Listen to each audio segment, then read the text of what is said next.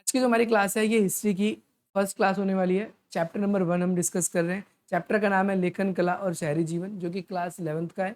और इससे related exam में क्या कुछ आपके लॉन्ग क्वेश्चंस हैं, एमसीक्यूज हैं, या फिर आपके जो 3 मार्क्स के या 4 मार्क्स के क्वेश्चन बनते हैं, वो सारे के सारे हम पार्ट वाइज पार्ट डिस्कस करेंगे। लेकिन सारा इंपॉर्टेंट जो होगा पहले हम डायरेक्टली उसको डिस्कस करेंगे। तो पेपर में सबसे पहली चीज़ आपसे क्वेश्चन पूछा जाएगा। चैप्टर का नाम क्या है? लेखन कला और शहरी जीवन। तो पहला 1 नंबर का क्वेश्चन आपसे यहीं से बन जाता है कि उस सभ्यता का नाम बताइए, उस सभ्यता का नाम बताइए जहाँ पर लेखन कला और शहरी जीवन की शुरुआत सबसे पहले हुई। तो इसका आंसर आप बोलोगे मेसोपोटामिया। मेसोपोटामिया ये क्या है? तो मेसोपोटामिया आप सभी को याद रखना है, जो फरात नदी और दजला नदी के बीच स्थित था। आपको पता है मेसोपोटामिया एक यूनानी भाषा का शब्द है। जो मेसोपोटामिया है वो किस भाषा का शब्द है?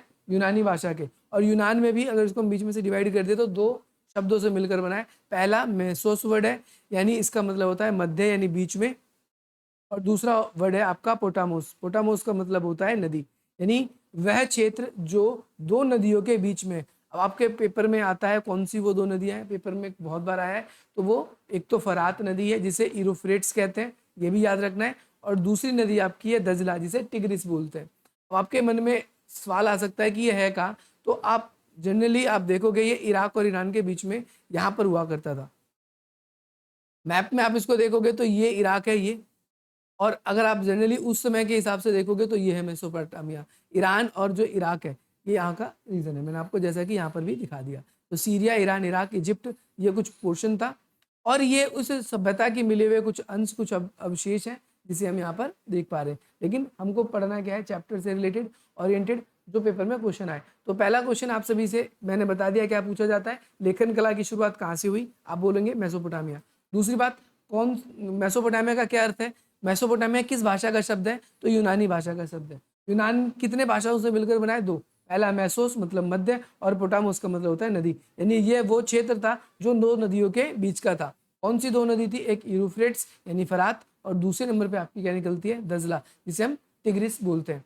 आज ये प्रेजेंट में, आज आपसे पूछा जाता है कि ये प्रेजेंट टाइम में कहाँ पर है? तो आप बोलोगे इराक गणराज्य जो है, जो जैसा कि मैंने आपको मैप में भी दिखा दिया, ये इराक अलग से हाईलाइट हो रहा है आप लोगों के लिए। आप इसको मैप में भी देखना चाहो तो और जूम करके देख सकते हो। वैसे पूरे वर्ल्ड वाइडली देखोगे तो ये आपको बाउंड्री दिख रही है। ये जनरली ये माना जाता है कि मेन जो था मेसोपोटामिया यहाँ पर था।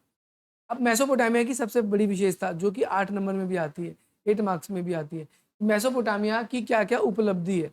उपलब्धि का मतलब मेसोपोटामिया जो हमने देखा तो वहां पर हमें क्या क्या खास चीजें मिली, क्या क्या विशेषता उपलब्धि है, ये क्यों खास माना जाता है? एक ही बात है। तो पहली बात, लेखन कला की शुरुआत यहीं पर हुई, शहरी जीवन बनने यहीं शुरू हुए। इसके अलावा लोगों ने बस्ती बनाकर रहना शुरू यहीं पर किया। ये विश्व की सबसे प्राचीनतम सभ्यताओं में से एक है। विश्व में 4 सभ्यताएं सबसे प्राचीन मानी जाती है, जिसके चारों के बारे में मैं आपको थोड़ा थोड़ा बता देता हूँ। पहली है आप सभी की, जिसे बोलते हैं, हम अपनी बात करते हैं, हड़प्पा सभ्यता, जो सिंधु नदी के किनारे थी। सिंधु नदी के किनारे हर एक सभ्यता किसी न किसी नदी के किनारे विकसित हुई। दूसरे नंबर पे आप पता है आपको मेसोपोटामिया है। कौन सी है? मेसोपोटामिया। मेसोपोटामिया है जो कहाँ पर विकसित हुई? तो आप बोलोगे मेसोपोटामिया जो है वो फरात और दजला नदी के किनारे हुई। तो आप बोल दोगे फरात और दजला, इन 2 नदी के किनारे। तीसरे नंबर पे आपकी आ जाती है सभ्यता जिसे बोलते हैं हम मिस्र की सभ्यता, इजिप्ट की सभ्यता। ये नील नदी, नाइल रिवर के किनारे थी। चौथे नंबर पे आती है आपकी चीन की सभ्यता, जो कि पीली नदी कहते हैं, पीली नदी के किनारे।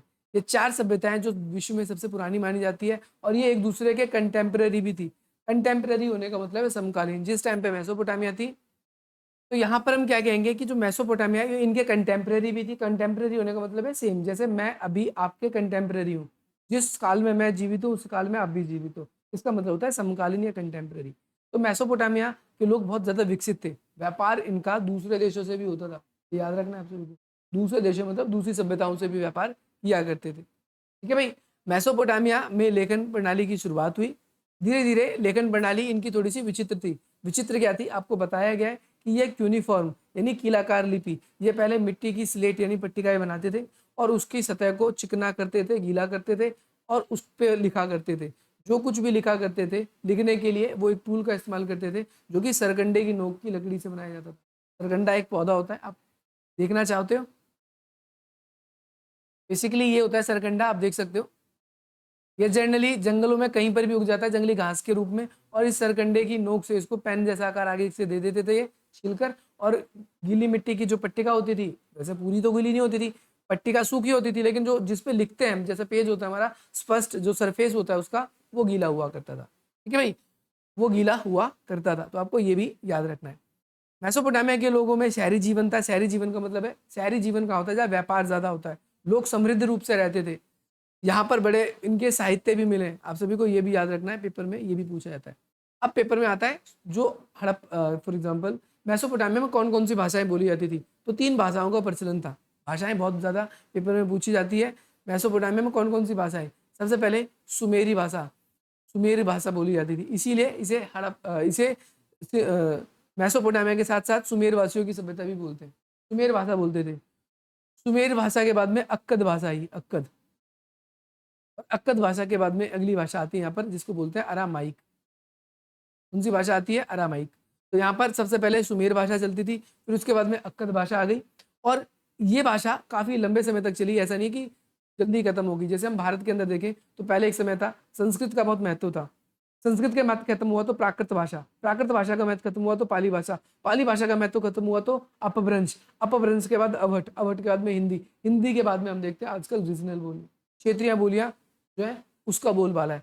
तो ऐसे आज के ज़माने में प्रेजेंट टाइम में देखें तो क्षेत्रीय बोलियां भी खत्म होगी। भारत में अंग्रेजी का ट्रेंड चल रहा है, शिक्षा से लेकर जॉब से लेकर, या फिर अपनी पर्सनैलिटी को भी दिखाने के लिए लोग किस भाषा का उपयोग कर रहे हैं आजकल? इंग्लिश। तो भाषा एक बहता नीर की तरह होता है, बहते पानी की तरह होता है। जैसे जैसे समय आगे बढ़ता है वो अपने साथ गुणों को धारण कर लेता है। एक समय था संस्कृत भाषा चलती थी, एक समय था हिंदी भाषा चलती थी, एक समय अब इंग्लिश भाषा ज़्यादा चलती है। तो भाषा भी ऐसी होता है, ऐसी अलग अलग क्षेत्रों में अलग अलग भाषाएं बोली जाती है। जैसे मेसोपोटामिया में पहले सुमेर भाषा चलती थी, फिर अक्कद भाषा हो गई, और आगे चलकर जो है अक्कद भाषा की जगह पर फिर कौन सी भाषा आ जाती है, इसे बोलते हैं अरामाइक। ये अरामाइक भाषा कब शुरू हुई तो ध्यान रखना है 1400 ईसा पूर्व के बाद में सिकंदर के हमले से पहले जो था वो सुमेर भाषा ही चलती थी, सुमेरन और अक्कदी भाषा चलती थी। और उसके बाद में क्या हो गई आपकी अरामाइक भाषा। तो अब आपसे कोई पूछेगा कौन कौन सी भाषा ये बोलते थे तो आप इजीली बता पाओगे। अच्छा, मेसोपोटामिया के बारे में बात कर रहे हैं, इतना कुछ मिला, देखो मेसोपोटामिया के अंदर बहुत कुछ मिला है हमको, इतनी सारी चीजें मेसोपोटामिया के अंदर हमें देखने को मिली है। ये एक तरीके से इनकी मिट्टी की प्लेट टाइप की है, पूरी की पूरी सभ्यता हमें को इस तरीके से हमें देखने को मिलती है। तो मेसोपोटामिया में बहुत कुछ मिला, लेकिन इसकी खोज की जो शुरुआत है वो कब हुई? 1840 के दशक में। दशक का मतलब होता है 10 साल, यानी लगभग लगभग 1830 से 1840 के बीच में इसकी खोज हुई। कोई फिक्स टाइम नहीं बताया गया है। यहाँ पर 2 स्थल मिले। सबसे पहले कौन से मिले? उरुक और मारी, जिसकी चर्चा हम आगे करेंगे। वैसे 3 जगहों के बारे में मैं आपको पढ़ाऊंगा, एक उरुक, एक उर, एक मारी, और एक और जगह होगी जिसका नाम है बेबीलोन। इन तीनों जगहों के बारे में, इन तीनों चारों जगहों के बारे में आपको पढ़ाया जाएगा। ठीक है भाई, आगे पढ़ेंगे हम इसके बारे में। सबसे पहले क्या मिला? उरुक और मारी मिला। मारी जो है इसका सबसे समृद्ध जगह है, सबसे खास विकसित जगह है, और जो उरुक है ये सबसे खराब खच्चर जगहों में से एक है। खच्चर का मतलब जानवर नहीं, मतलब स्थिति बहुत डमाडोल है इस जगह की, आप ये समझेंगे भाई। ऐसे ही समय बीतता गया, चीजें मिलती गई, नई नई खोज होती गई। आगे बात समझ में? तो नाउ अब हम मूव करते हैं आगे। अब यहाँ पर पेपर में कई बार क्वेश्चन आता है बाइबल के अनुसार। बाइबल क्या है? तो आप बोलोगे जैसे ईसाई धर्म है, हिंदू धर्म है, मुस्लिम धर्म है, ऐसे ही ईसाई धर्म के अंदर एक धार्मिक पुस्तक है जिसका नाम है बाइबल। हिंदू के अंदर धार्मिक जो पुस्तक है उसे हम बोलते हैं गीता। और भी बहुत सारी धार्मिक पुस्तकें हैं, जनरली मैंने गीता का नाम लिया है। मुस्लिम के अंदर अगर हम बात करते हैं तो मुस्लिम में कुरान मानी जाती है। ऐसी हर एक धर्म के अंदर कोई ना कोई धार्मिक पुस्तक होती है। तो बाइबल जो है ईसाइयों की है, और आपको पता है हम जहाँ के बारे में पढ़ रहे हैं ये यूनान है। यूनान में बेसिकली ईसाई धर्म ही ज़्यादा पॉपुलर है, इसीलिए यहाँ पर इसके बारे में बाइबल के अनुसार जो है यह जल यापन, जल यापन मतलब चारों तरफ जल ही जलता, सब जगह जल जलता, पृथ्वी पर संपूर्ण जीवन नष्ट करने वाला था। किंतु पूरी धरती पर क्या था? नष्ट, पूरी धरती नष्ट हो जानी थी, इतना पानी हो गया, इतना प्रलय हो गया। लेकिन परमेश्वर यानी भगवान ने जलयापन के बाद भी जीवन पृथ्वी पर सुरक्षित करने के लिए एक नोआ नामक एक मनुष्य को चुना। ये नोआ कौन है? एक मनुष्य है।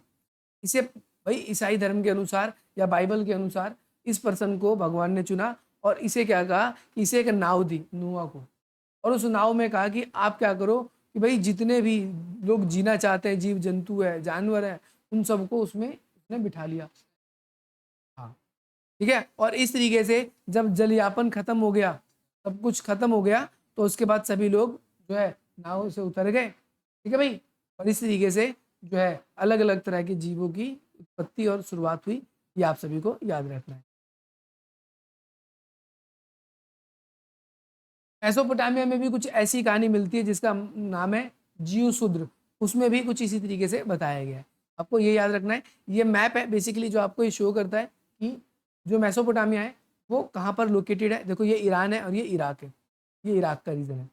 ये मारी है, ये बेबीलोन है, ये उरुक है और ये उर है। सबसे दक्षिण में क्या है? उर। आपको याद रखना है उरुक कहाँ है? इसके ठीक ऊपर है। बेबीलोन कहाँ है? इसके ठीक ऊपर है। और सबसे ऊपर कौन है? मारी। सबसे विकसित मारी है। बेबीलोन के बारे में भी बात करेंगे हम, जो जो पेपर में जितना रेलेवेंट है, जितना इंपॉर्टेंट है, हम उन सब चीजों के बारे में बात करेंगे। अब आपसे अगला क्वेश्चन पूछा जाएगा, मेसोपोटामिया की भौगोलिक स्थिति बताओ। भौगोलिक स्थिति का मतलब होता है उसकी ज्योग्राफिकल कंडीशन क्या है, कहाँ पर फैला हुआ है। तो इसको मैं कहूंगा कि आप यहाँ से ना पढ़कर आप सपोर्टिंग मटेरियल से पढ़ो। जैसे उत्तर पूर्व में इसके क्या है, डायरेक्टली आपको पता चलेगा इसमें कि मेसोपोटामिया के, देखो उत्तर पूर्व का मतलब क्या होता है, 4 डायरेक्शन होती है जनरली सिद्धांत आपका मैप में, ईस्ट, वेस्ट, नॉर्थ, साउथ। तो उत्तर पूर्व कहाँ होगा? इसके बीच, ये रीजन जो है वो नॉर्थ ईस्ट यानी उत्तर पूर्व कहलाएगा, ये क्षेत्र तो इस डायरेक्शन में होगा। उत्तर पूर्व में क्या है? हरे भरे मैदान थे और वहां पर जो है वृक्षादित पर्वत श्रृंखला है। वृक्षादित पर्वत श्रृंखला मतलब पहाड़ भी है और वहां पर पेड़ भी है, जैसे पहाड़ों पे पेड़ देखने को मिलता है।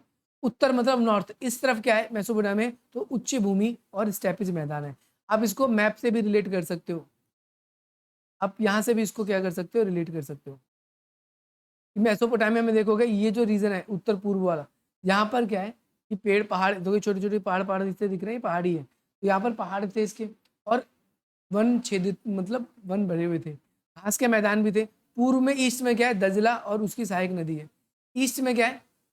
दजला और सहायक नदी। देखो ये ईस्ट है, दजला और फरात। यहाँ पर दजला, सहायक नदी किसे कहते हैं आपको पता है? सहायक नदी, देखो मैं एक एग्जांपल दे रहा हूँ, एक नदी है ये सिंधु नदी, इस पे दूसरी नदी आके मिल गई, फिर दूसरी नदी आके मिल गई, तो ये नदी तो बह रही थी अकेले, अब इसको ये नदी ने आके क्या कर दिया, इसका पानी भी इसमें जाने लगा, तो इसकी तरफ से इसको मिल गया सपोर्ट। तो इस नदी के लिए ये सहायक नदी है, ये सिंधु नदी थी। आप मैप में देखोगे अगर, तो देखोगे सिंधु, पंजाब की जो 5 नदियां वो आगे चलकर रावी, चेनाब, झेलम, ब्यास, सतलुज, वो सारी की सारी नदी सिंधु नदी में मिलती है। तो जो नदी अगर उसमें जाकर मिल जाएगी, जैसे यमुना नदी दिल्ली से जाती है और वो गंगा नदी में जाके मिल जाती है, तो गंगा के लिए वो क्या होगी? सहायता दे रही है, तो वो उसकी सहायक नदी कहलाती है। तो यहाँ पर और भी नदियां बहती थी। दक्षिण में क्या है? रेगिस्तान था। रेगिस्तान का मतलब है रेतीला इलाका, ठीक है भाई। ये आपको याद रखना है, पेपर में 4 बातें मेन इसकी है, जो अगर आपसे ज्योग्राफिकल कंडीशन पूछता है तो फालतू की सारी बातें नहीं लिखनी, आपको डायरेक्टली ये लिख देना है। देखो इसकी ज्योग्राफिकल कंडीशन ऐसे भी देख सकते हो। क्लियर है? कोई समस्या किसी बच्चे को? अब शहरीकरण क्या होता है? तो शहरीकरण का मतलब मैंने क्या होता है? ऐसी जगह जहां पर व्यापार होगा, ऐसी जगह जहां पर जनसंख्या ज्यादा होगी, वेरी गुड, जनसंख्या ज्यादा होगी। और कौन सी जगह, इसको हम कहेंगे शहरीकरण, जहां पर उत्पादन का केंद्र होगा। हो सकता है यहाँ पर उद्योग भी हो सकता है यहाँ पर वाणिज्यिक व्यवस्थाएं ज्यादा हो, सुरक्षा व्यवस्था ज्यादा हो। तो ये बेसिकली शहर कहलाते हैं। शहर इसके लिए, इनके लिए इंपॉर्टेंट था। शहर हर हर देश के लिए इंपॉर्टेंट होता है। शहर इंपॉर्टेंट क्यों होता है? क्योंकि वो स्थानीय लोगों का जो जरूरत होती है, उनकी जरूरतों को पूर्ति करने का सामान जो है वो कहाँ पर मिलता है? शहरों में मिलता है। गाँव में केवल हमें अपना भरण पोषण की चीजें मिलेंगी, जैसे अनाज उगा लिया तो हम खा लेंगे, जीवित रह लेंगे। लेकिन अगर हमको अन्य जरूरत की चीजें देखनी है तो उसके लिए हमें बाजार, शहर, वहां जाना पड़ता है। और बाजार जो होता है किसी भी देश की अर्थव्यवस्था के लिए बहुत ज्यादा जरूरी होता है। बाजार से उस देश की अर्थव्यवस्था को कर यानी टैक्स मिलता है, राजस्व मिलता है। इससे क्या होता है? विकास का काम होता है। धीरे धीरे लोग रोजगार के सिलसिले में क्या होता है? शहरों में आते हैं और उन्हें, उनसे जनसंख्या घनत्व बढ़ जाता है। जनसंख्या घनत्व का मतलब वैसे जनरली देखें 1 किलोमीटर स्क्वायर पे कितने लोग रहते हैं, 1 किलोमीटर स्क्वायर पे कितने लोग रहते हैं, ये उसका जनसंख्या घनत्व कहलाता है। कई लोग ज़्यादा भी रहते हैं और कई लोग क्या रहते हैं, कम रहते हैं। जहाँ पर ज़्यादा लोग रहते हैं वो ज़्यादा जनसंख्या घनत्व वाला क्षेत्र कहलाता है। आगे बात समझ में? मेसोपोटामिया के लोग जो व्यापार करते थे, व्यापार की वजह से इनके लिए शहरीकरण बहुत ज़्यादा ज़रूरी था। वो निर्मित वस्तुएं भी बनाते थे, वो कांसे के औजार बनाते थे। कांसा आपको पता है एक मिश्रित धातु होता है, मिक्स मेटल होता है, जिसमें तांबा और रांगा इन दोनों को मिक्स किया जाता है, टीन बोलते हैं रांगा को। इनको मिक्स किया जाता है और मिक्स करने के बाद में एक बर्तन बनाया जाता है, जिसे छठ पूजा में लोग, उन्होंने देखा होगा पीतल जैसे बर्तन यूज़ करते हैं, तो वो कांसे के बर्तन होते हैं। तो ये बहुत ज़्यादा यूज़ करते थे। पत्थरों के भी मुद्रा बनाते थे, मुद्रा समझते हो, या फिर आप कह सकते हो कि मोहरे, बाट, ये सब चीज़ें पत्थरों की बनाया करते थे अपनी पहचान के लिए। इसके अलावा ये लोग क्या करते थे, श्रम विभाजन, डिवीजन ऑफ लेबर था, कामों का बंटवारा था, क्लास बना हुआ था कि एक क्लास क्या काम करेगा, दूसरा क्लास क्या काम करेगा। इस तरीके से उन्होंने काम बांट रखा था। कुम्हार जो होगा वो कुम्हार का काम करेगा, वो धोबी जो होगा धोबी का काम करेगा। तो उन्होंने क्या कर रखा था, क्लास को बांट रखा था अलग अलग टाइप्स में। आपको याद रखना है। देखो यहाँ पर एग्जाम बताया गया है, लगभग 3000 ईसा पूर्व में भाई कांस्य युग का निर्माण हो गया था। कांस्य युग का मतलब क्या है, एक ऐसा युग जब तांबे को और टीन को बहुत ज्यादा यूज किया जा रहा था। भारत में भी कांस्य का युग आता है, लेकिन भारत में बहुत बाद में आता है। मेसोपोटामिया के जो लोग हैं वो क्या करते हैं, तांबे को और इसको, रांगा को, तांबा और रांगा, ठीक है, उनको मिक्स करते हैं, टीन भी बोलते हैं रांगे को, उनको मिक्स करते हैं और उसके बाद एक मजबूत, देखो टीन भी कमजोर होता है और तांबा भी कमजोर होता है। आपने देखा होगा घर में आपके वायर होगी, तो कभी भी तांबे को 4-5 बार आप मोड़ोगे, ऐसे ऐसे करोगे, सीधा करोगे, मोड़ोगे, सीधा करोगे, तो वो क्या होगा, टूट जाएगा। फ्लेक्सिबिलिटी थोड़ी सी ज़्यादा होती है उसके अंदर, लेकिन जब उसके साथ रांगा मिला दिया जाता है, मिश्रण बन जाता है उसका, तो उसके बाद वो बहुत ज़्यादा मजबूत बन जाता है, वो लोहे की तरह मजबूत बन जाता है और जल्दी खराब भी नहीं होता। सबसे बड़ी बात ये है।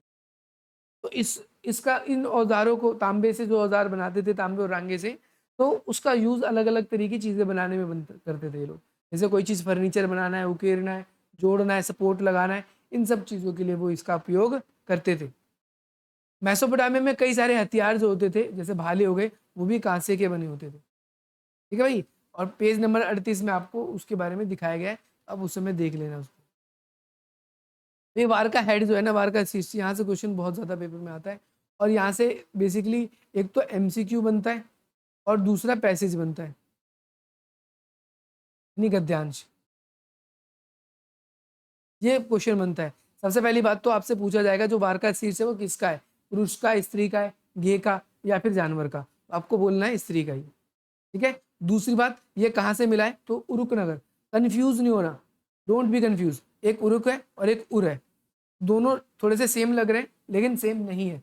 उरुक से मिला है। कहाँ से मिला है, कितना पुराना है, लगभग लगभग 3000 ईसा पूर्व, यानी आज के 2024 साल, और सन 0 से 3000 साल।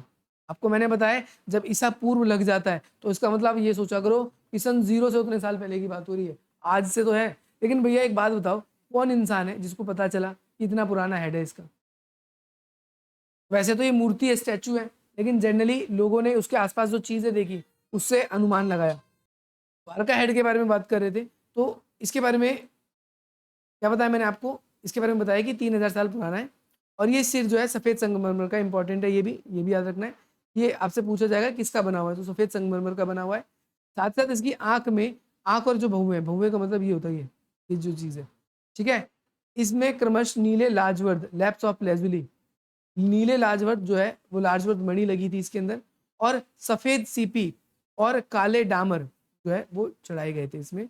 सफेद सीपी, सीपी एक पदार्थ होता है जो समुद्र के अंदर मिलता है, शंख जैसा होता है, ठीक है।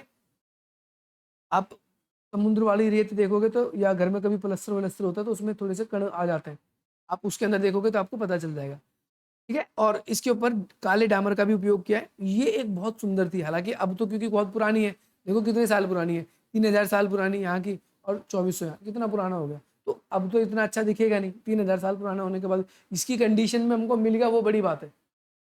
ये बहुत सुंदर था और बताया जाता है इसकी आंखों के ऊपर खिंचा हुआ था, ये सिर के ऊपर देखो, ये शायद गहना पहनने के लिए इसको ये जो खांचा बनाया गया, ये गहना पहनने के लिए बनाया, पहनते होंगे वो लोग। और मूर्ति का एक विश्व प्रसिद्ध नमूना है, बहुत सुंदर मूर्ति है ये, आप ये कह सकते हो। इसका मुख, थोड़ी, गले सुंदर बनावट की गई है और इसकी बहुत ज़्यादा प्रशंसा की जाती है, कितना सुंदर है, कितने सुंदर तरीके से तराश के बनाया। आप बोलोगे जी मेरे को तो अच्छा नहीं लग रहा ये, लेकिन उस ज़माने में और आज ज़माने में तकनीकों का ज़मीन आसमान का अंतर हो गया। आज हमारे पास मशीनें हैं कि हम उसे सॉफ्ट कर देते हैं, पेंट है उसे हम बहुत अच्छा बना देते हैं, लेकिन पहले ज़माने में ऐसे कुछ चीज़ें नहीं होती थी। तो जो भी होता था हैंडक्राफ्ट होता था, बड़ी मुश्किल से बनाया जाता था।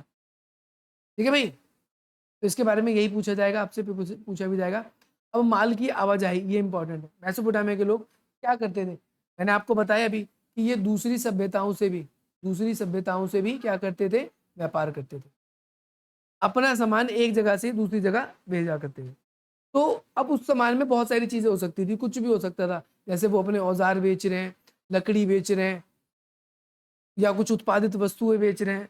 तो जो भी सामान बेचते थे, तो उसके अंदर क्या होता था, क्योंकि पहले ट्रांसपोर्ट जो था वो इतना डेवलप नहीं था। आज के ज़माने में तो हमें क्या करना है, अपना सामान भेजना है कहीं पर, सीधा पोर्टर बुक किया, सीधा चला गया सामान। या अलग से हमने क्या कर दी, कुरियर सेवा हमारे पास अलग अलग कंपनी देती है, हम गए नहीं लेकिन फिर भी हमारा सामान वहाँ पर पहुँच गया। जैसे अमेजोन से आप सामान ऑर्डर करते हो तो आपके घर पर आ जाता है, फ्लिपकार्ट से या अलग अलग वेबसाइट है वहाँ से आ जाता है। तो ये बेसिकली कुरियर कंपनी है जो आपको डिलीवर करती है। इसके बदले में जो आपसे डिलीवरी चार्ज लिया जाता है, जो आपसे डिलीवरी चार्ज लिया जाता है, वो डिलीवरी चार्ज कौन कंपनी चार्ज करती है। लेकिन पहले ज़माने में ऐसा नहीं था। पहले ज़माने में बैलगाड़ी पर या ऐसे घोड़ा गाड़ी जो हो गई, इन सब पे सामान, है ना, गधा भी हो सकता है, अभी गधे के बारे में भी बात करेंगे, क्योंकि चैप्टर में आएगा, खच्चर भी आएंगे, गधे भी आएंगे। तो उन पे सामान लाद करके एक जगह से दूसरी जगह पर लाने ले जाने का प्रोसेस पहले चलता था। तो जो सामान की आवाजाही होती थी, अब फॉर एग्जांपल व्यापारी हमेशा तो सामान लेके जाएगा नहीं बेचने के लिए, बड़ा व्यापारी हो गया तो वो क्या करता है, दूसरों के हाथों बेच देता है। या तुम्हारा कोई सामान जा रहा है तो मैंने कह दिया कि भाई ये लो मेरा सामान लेते जाना, इसके बदले में मैं तुम्हें 10 रुपये मिलेंगे, वहां से तो मैं तुम्हें 2 रुपये दे दूंगा, 100 रुपये मिलेंगे तो मैं 20 रुपये दे दूंगा। तुमने कहा ठीक है यार, जगह तो है, जा रहा हूँ, मेरा सामान तो जा ही रहा है, साथ ही साथ तुम्हारा भी ले जाऊंगा, तो कुछ पैसे इनकम मेरी हो जाएगी। आपने कहा ठीक है ले जाएंगे, कोई दिक्कत नहीं। तो ऐसे सामान जाता था पहले एक जगह से दूसरी जगह। लेकिन जब ये सामान जाता था तो ऐसा भी हो सकता है कि भाई मैंने जैसे एक बोरे में चावल भेजे, लेकिन तुमने क्या किया, मैंने भेजा तो भर के इकट्ठा, लेकिन तुमने उसको निकाल लिया था। अब आज के ज़माने में तो होता है कि फ़ोन पे बात कर लिया, पता चल गया अच्छा कम था, ज़रूर इसने घपला किया हुआ। लेकिन पहले ज़माने में तो ऐसा सिस्टम था नहीं। फिर पता है कैसे चलेगा, तो लोग क्या करते थे, जो भी इकट्ठा होता था उसका मुंह रस्सी से बांध देते थे और गीली मिट्टी लगा देते थे, पूरी पूरी गीली मिट्टी का लेप लगा दिया। इससे क्या होता था, वो थोड़ा सा सूखेगा तो कड़क हो जाएगा, और उस पर चिन्ह होता था इनका, मोहर, मोहर उस पर छुआ देते थे, ऐसे गीली मिट्टी पे ही छुआ देते थे, और वो सूखेगा तो वो कड़क हो जाएगा। अब मोहर केवल उस व्यक्ति के पास है, अगर अब उस कट्टे को खोलेंगे तो वो मोहर टूट जाएगी, जो मिट्टी लगाई है वो क्या हो जाएगी, हट जाएगी। अब वो मोहर तो लगा नहीं पाएगा। तो इससे पता चल जाता था कि इस हमारे सामान के साथ छेड़छाड़ की है। यानी पहले ज़माने में वो सील लगाने का काम करती, ठीक है। तो इस तरीके से ये वस्तुओं को एक जगह से दूसरी जगह लाए ले जाए जाते थे। ठीक है भाई, आगे बात समझ में कि नहीं आई। अब लेखन कला का विकास, ये पेपर में सबसे ज़्यादा पूछा जाता है, इंपॉर्टेंट है। तो लेखन कला का कार्य मैंने बताया, मेसोपोटामिया के लोग जो थे वहाँ पर टैबलेट्स यानी मिट्टी की पट्टिकाएं मिली है, और मिट्टी की पट्टिकाएं बहुत संख्या में मिली है, बहुत संख्या मतलब बहुत ज़्यादा संख्या में मिली है। अब इनके ऊपर अलग अलग चिन्ह थे, जैसे ये चिन्ह देख रहे हो, इन्होंने पहचान की, ये बैल बना रखा है इन्होंने, ये अनाज और मछली का चिन्ह है, ये जो है नाव के चिन्ह है। तो अलग अलग चिन्ह बनाते थे। यहाँ पर तुम देखो, इसका मतलब से है, यहाँ का मतलब, इसका मतलब कुर है, इसका मतलब आई है, इसका मतलब माँ है। ये इनके अक्षर भी हैं जो इनके किसके ऊपर बने, प्लेटों के ऊपर बने। अब आप बोलोगे जी क्या पता सही पड़े, देखो लिखा हुआ है लगभग 5000 से भी ज्यादा मिट्टी की प्लेटें मिली हैं, जिसमें बैल, मछलियां, रोटियां आदि की चित्र मिले। उरुक नगर जो है, उरुक नगर है, उसके मंदिर में बहुत सारी पट्टिकाएं मिली है मंदिरों में। उससे भी पता चलता है कि वहां पर लोग क्या चढ़ाते थे, क्या लेते थे, क्या देते थे। तो ये ज्यादातर लोगों ने माना है कि मिट्टी की पट्टिकाएं बेसिकली एक तरीके से नोटबुक या फिर डायरी की तरह थी इनकी। ये जब भी लेन देन का काम करते थे, किसी को कोई सामान देते थे तो क्या करते थे, उसे नोट कर लेते थे अपनी पट्टिका में, और जनरली 2 पट्टिका बनाते थे, एक अपने पास रखते थे, एक उसको दे देते थे, दोनों में सेम बातें लिखी होती थी। अगर एक ही पट्टिका होगी तो कल कोई क्या करेगा, तोड़ के कुछ और लिख देगा। दोनों के पास सेम पट्टिका होती थी, और दोनों जब भी इनका हिसाब किताब, जैसे फॉर एग्जाम्पल मैंने तुमको पैसे पैसे दिए 500 रुपये, और मैंने उस बात को लिख के अपनी पट्टिका में नोट कर लिया, और आपकी पट्टिका पे भी नोट कर दिया। जब भी अब वो पैसे आप मुझे लौटाओगे तो हम इस मिट्टी की पट्टिकाओं को तोड़ देंगे, नष्ट कर देंगे। ठीक है भाई। तो कई लोग, अब इसमें आगे की कहानी भी आएगी कि कैसे आया। देखो मिट्टी की पट्टिका का एग्जाम्पल दिया, ये पूरा स्लेट की तरह बनाते थे, एकदम कॉपी की तरह, और जो ऊपर का जो सरफेस है इसका, ये केवल चिकना रखते थे, नीचे वाला कुछ चिकना नहीं होता था, क्योंकि नीचे वाला चिकना होगा, आप सोचो हाथ में लिखने जाओगे वैसे ही गीला होगा तो गिर जाएगा। तो नीचे जैसे पट्टी जो होती थी उसकी, वो सख्त होती थी, और जो ऊपर होता था, ऊपर उसको केवल गीला करते थे वो, और चिकना रखते थे, और उस पर इस तरीके से वो, इसको बनाने का प्रोसेस था। जैसे मिट्टी की पट्टिका को बनाने के लिए वो क्या करते थे, पहले मिट्टी को गीला करते थे, फिर उसे आटे की तरह गूंदते थे, फिर उसे थाप कर आकार को, मिट्टी को सुखा देते थे। स्लेट जैसी बन गई, सूख गई, तो अब स्लेट जैसी बन गई, अब इसके ऊपर फिर मिट्टी का लेप लगाएंगे, गीली मिट्टी, ताकि ऊपर का सरफेस गीला रहे और उस पर कुछ भी लिखा जा सके। और नीचे सुखा क्यों देते थे नीचे वाली पट्टी, ताकि पता है उस पर लिखा जा सके, हाथ में पकड़ सके हम उसको, उसे चिकना, ऊपर वाला सरफेस जो उसको चिकना बनाते थे। फिर सरकंडे की तितली, जो तितली कह रहा हूँ, तिल्ली होती थी, सरकंडा, देखो ये होता है सरकंडा, इसकी तिल्लियां होती थी, इसकी तिल्लियों से वो क्या करते थे, इस पे लिखा करते थे, इसकी नोक से लिखा करते थे। इसी को ही क्यूनिफॉर्म या फिर कीलाकार कहते हैं। पेपर में आता है क्यूनिफॉर्म यानी कीलाकार जो है वो किस भाषा का शब्द है, तो वह लैटिन भाषा या लातीनी भाषा, एक ही बात है। अगर पेपर में लैटिन लिखा है या फिर पेपर में लातीनी लिखा है तो there is no difference in this, इसमें कोई डिफरेंस नहीं है। अब ये भी 2 शब्दों से बना है, एक क्यूनिस, दूसरा फॉर्म। क्यूनिस का मतलब क्या होता है, खूटी, और फॉर्म का मतलब होता है आकार। तो क्यूनिफॉर्म का मतलब जो है खूटी और आकार, हम कह सकते हैं ये 2 शब्द हैं। जैसे इस पे कुछ भी लिख देते थे जब गीला सरफेस होता था, और उसके बाद इसको सुखा देते थे, सूखने के बाद ये पक्का हो जाता था, और जब हिसाब किताब लेन देन का काम हो जाता था तो ये इसको क्या करते थे वो तोड़ देते थे, पटक के तोड़ देते थे। आगे बात समझ में। इस तरीके से मेसोपोटामिया में लेखन कला की क्या हुई, शुरुआत हुई, और उन्होंने जो भी ब्यौरा था उनको लिख कर रखना शुरू कर दिया। आज की जो क्लास हमारी इतनी है, इसमें मैंने इतना पढ़ा है, कल ये चैप्टर कंप्लीट खत्म हो जाएगा।